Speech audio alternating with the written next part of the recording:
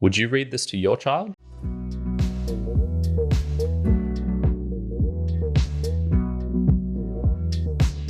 Welcome, Mere Mortalites, to another round of the book reviews. My name is Kyrin, host of the Mere Mortals podcast, but also this one where I dive deeper into the books that I'm reading to give you the juicy information that is within, to extract some themes you might not have thought about, and to also know about the wild and living on your own. Indeed, we do have Island of the Blue Dolphins by Scott Odell. So this book was published in 1960 and it's relatively thin, about 200 pages with some pretty large font type. I'd say it took me about 3 hours to get through in total. The reason it was so short was because it is a fictional children's novel of a lone girl living on an island off of the coast of California. So this girl's name is Karana and she's 12 years old, and basically she's been left behind by her tribe who might come back to save her, we're not too sure. And so we just see how she has to survive basically on her own. And she's encountering lots of wild dogs on this island. We see her survival skills that she needs to feed herself, clothe herself, these sorts of things. Storms and dealing with nature and earthquakes, and then also with other people who come to the island, such as Alouette hunters. And she's kind of like, oh, I'm not so sure about these people, and the varied of animals that are also there. It's told from a first-person account, so we're really seeing everything through her eyes and her thoughts. Although there is lots of uncertainty because she doesn't know much about the world. She doesn't know how things work. And so everything that does happen to her is kind of unknown and unexpected. Before we get onto the themes, I'm going to talk a little bit about the author and this book. So Scott Odell was actually born Odell Scott, but he changed his name because he thought it was cooler. And he was born in 1898 and died in 1989. He wrote, I think, 33 books in total. Most of these were for kids, by like 26 of them, I think. And this is the most well-known of them. He garnered some prizes and things for this book in particular. And it's loosely based off of a true story of a woman who did live on an island of San Nicolas off the coast of California and had... there's variations of this, but yeah, it's very loosely based off of that. Let's get into the first theme, and this is animals, the band-aid for loneliness. So what are they? What are they doing for the... So what we see in this book, there's a lot of variety in this island, and this was before overfishing. This was before, industrialization and things like this. So they're super abundant. They are everywhere, and it's very descriptive of it. And we see Karana as she meets all of these different animals. So we see playful otters, we see these loyal dogs, we find a sneaky fox, violent sea elephants and seals, of the devilfish, which is what we assume to be a large squid or a large octopus, all these types of birds and things like this. So there's just a lot of it in this book, and their variety is all too apparent. What we kind of see is like when she encounters them, there's a lot of purpose behind them. The cormorants, these birds, they're for their feathers. The otters, they're kind of for the just playful, but sometimes you can use them for their skin. The devilfish, that's like, really tasty food. The dogs, they're kind of things to watch out for, but you can maybe tame them. And as we go through this, we just see, basically, there's always a purpose, and they're rarely there just because. They're rarely just existing, at least in her world, as just another animal or just another thing. And a lot of it is her reaction to them, how she looks at them. So I'm going to jump onto page 169 here. And what we see is that she has I suppose an awakening, a different perspective after she lives on her own and is encountering all these animals. And she basically says, like, I don't want to kill them anymore. And so she comes to this. Ulape, that's her sister, would have laughed at me, and others would have laughed too, my father most of all. Yet this is the way I felt about the animals who had become my friends and those who were not, but in time could be. If Ulape and my father had come back and laughed, and all the others had come back and laughed, still I would have felt the same way, for animals and birds are like people too. Though they do not talk the same or do the same things, without them the earth would be an unhappy place. And yeah, I think we see this for her because she really tames this dog to solve her loneliness. So initially she's on her own for this long period after her brother passes away. And she basically tames this dog and calls him Rontu. And Rontu's her companion. He joins her on all her fishing trips. He's very much an active part of her life and helps to kind of stave off this loneliness she feels being on her own. And then after Rontu dies, she gets another dog called Rontu Aru, which I think means like small Rontu. And what we see though is this can't heal at all. So it is a somewhat band-aid of a solution, because she's just desperate for connection, and she does some rather wild things to try and find this connection. Earlier on in the book, she really goes out and tries to find her tribe, and so she goes on a canoe out into the ocean. It starts to leak. She basically has to, race back to the island, barely makes it, and she also tries to avoid reminders of people because they just hurt so bad. So we see this with the old village, which she does something with. I'll get onto that soon. And we also see this with a cave of her ancestors, which she finds, which is full of these kind of mummified people. And she just wants nothing to do with it and is kind of scared of it and fearful. So we really see, even though animals can help stave off this loneliness, there is just something about the human connection, of the human speech, of interacting with others, that is just so needed. And she will even risk her life to do that. And she does that with befriending a lady or a woman who is living with the Alouette hunters who had previously kind of massacred her tribe.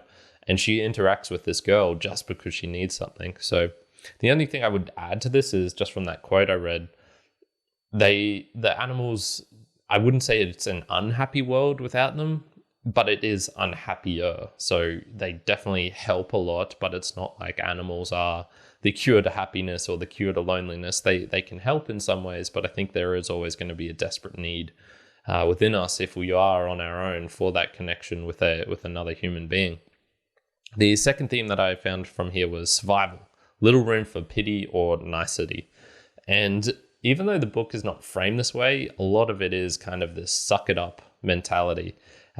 If you are, or at least she sucks it up without complaining. So we see this when she is basically like, she sleeps in water, in wind, on rocks, on hard surfaces. She's always in these kind of unique situations where she is uncomfortable but just has to bear with it.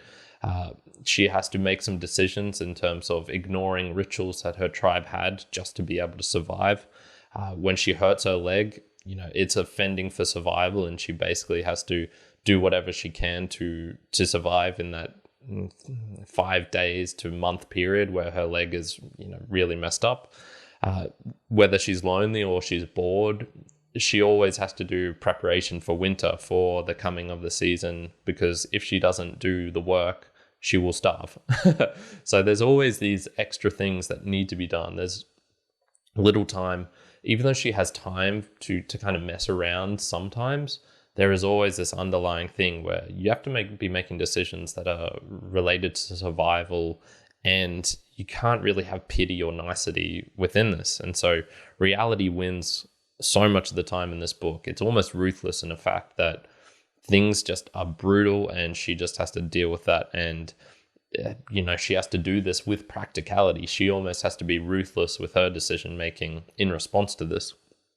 Now, a lot of this turns out to be habitual. So she will, regularly go to get food and find these, I think it's called abalons, which are, I believe they're a type of oyster or a type of shell or a flesh, something like that. And there's no hint of self-pity. It's never like, I'm so lonely, or she feels loneliness, but it's never wallowing in it and using it as an excuse to not do things. And I think that's pretty much just because she can't afford to do that. You have to constantly be doing something to survive. So I'm going to jump onto page 52, 53 here, where we can actually see there are some small concessions. And I want to dive into, I guess, when you can make decisions which aren't related to survival or this practicality. So basically the setting is her brother was left behind on the island, so she jumped in to save him from the boat which she was on with all the rest of her tribe. She goes back to the island, and then her brother just runs off one day, and she finds his basically massacred body because these wild dogs had just devoured him, kind of like got at his throat and killed him, and he was 6 years old. And she's now completely on her own for the first time. And so this is what happens. Yet I do remember the day that I decided I would never live in the village again. It was a morning of thick fog and the sound of far-off waves breaking on the shore.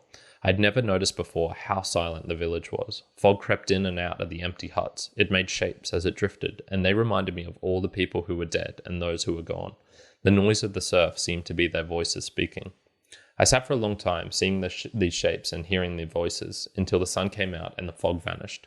Then I made a fire against the wall of the house. When it was burned to the earth, I started a fire in another house. Thus, one by one, I destroyed them all, so that there were only ashes left to mark the village of Galas-At. And so basically, she makes a decision which, it seems kind of counterintuitive. There's already established dwellings. She doesn't need to fend for herself. There is kind of utensils and things in these villages, but just because of the pain of living there, she decides to burn it down. And we do see some other decisions like this where she spares the dog Rontu, which was the one who basically killed her brother. And, she was about to kill it, or she was going to step in and help this dog when it was being attacked once she'd tamed it. And she went, no, he needs to fend for himself. And so we do see there are some practical decisions or some decisions which aren't as practical. You think, okay, what's her decision making here? Is it based on intuition? Is it based on experience? Is it based on ethics? Is it based on ritual? And it's kind of hard to tell with some of these, and I think it mixes up a lot. So there are certainly things she does which are based on ritual. There are some which are real practical, and she goes like, I need this if I want to do this thing. So it's kind of funny because a lot of it, even though I was saying there is this ruthless practicality that she does have, it's not like she's a robot. It's not like she's optimizing every decision for this will create better survival. No, there's a lot of decisions which are related to, I'm going to be bored. And if I'm bored, I'm going to go insane here. So I need to create a task for myself. I want to try and kill this devilfish. So I'll create this spear and all these other things. I want to do this, I want to do that. And a lot of it is not purely survival based, but it is also trying to have a good life as well. So it's funny. For survival, there's little room when it comes to like the essential things of what it is to live. Zero pity, zero niceties. But once you kind of have that, then it drifts on to this next thing, which is, okay, maybe I can do this and maybe I can do that. Maybe I can have some fun. Maybe I can do these things. But when it comes to the survival part, no, you got to be pretty ruthless. I'm going to jump onto my own observations and takeaways now. One of the things that came from me was just personally, I was looking at this and I'm like, animals really do seem to be that mix for me, which is they can be the band-aid for loneliness. They can help out. But in terms of the brutality and ruthlessness and not understanding them, I fall very much in that camp, probably because I had some experiences as a child where, they just weren't great, pleasant interactions with animals. And it's kind of like, I was trying to imagine myself, if I was on this island, would I be able to trust this wild dog which she tames? Would I be able to do that, especially after I'd seen it, kill my little brother? There's a lot of decisions where I go, oh, yeah, I'm not sure I'd be that comfortable with trying to tame these animals at the very least, or make friends out of them. So that was just a personal one for me. Another thing that jumped out at me was the survival skills, and this is once again thinking, I think this book is good for putting yourself in their shoes and going like, okay, if I was in her shoes, what would I behave like? What would I do? Would I be able to survive? And so especially the survival skills. So jumping over to here. Storms came early with rain, and between the rains, fierce winds struck the island and filled the air with sand. During this time, I made myself another dress, but most of the days I spent fashioning a spear to catch the giant devilfish. I'd seen the spear made, as I had seen my father make bows and arrows, yet I knew little about it, no more than I had about the others. Still, I remembered how it looked and how it was used. From these memories, I made it after many errors and many hours of work, sitting on the floor while Rontu slept nearby and the storms beat upon the roof. So what we can kind of see here is, if you want to survive, you actually need to have a fair bit of stored up knowledge anyway. And at the very least, an idea, an object needs to have been created, and maybe you can recreate it, but you need to have the idea. And so for this, there was a particular spear needed to catch this devilfish, this large octopus, which basically would detach and let a line draw out, so you could kind of spear it and then let it get away from you a bit, and then gradually drag it in. And I was just going, man, have I got it? Nah, I think if I was on the island with my current skills, with my current knowledge, I'd die pretty quick. I don't have the practicality as well, the hands-on necessary, the tinkering. Just before the recording of this, I was trying to fix up my audio, and there was this kind of squealing noise coming in, and I was trying out different variations of like microphones and things like this. And honestly, I didn't have the patience to do the necessary, 40 different variations of things, of cables and things, to figure out exactly what the root cause of the problem is.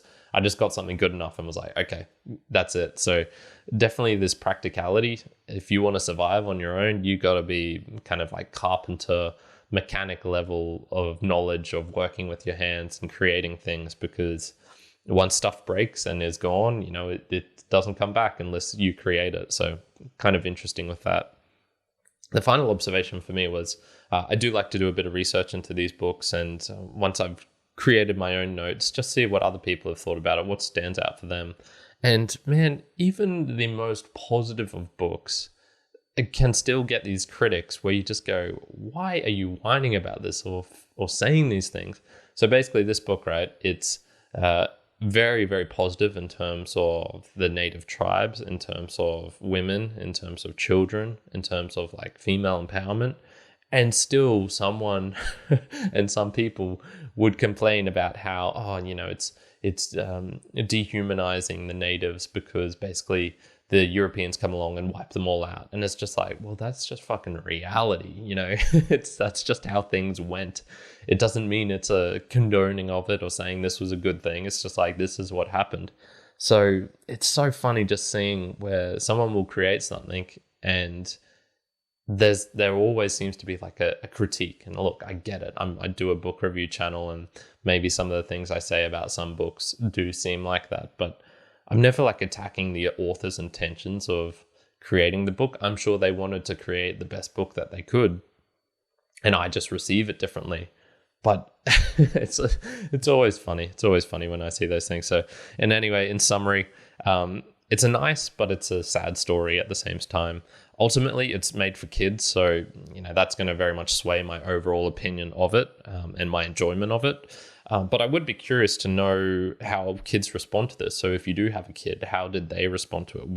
What lessons would they draw from it? What questions do they ask? Because there's quite a few varied different things to drag out from this. They could be curious about the native tribes. They could be curious about how she responds. They could be curious about the animals. They could be curious about the otters or the alouette hunters. Why did these two groups of humans fight? What were they fighting over? And this is right at the start of the novel.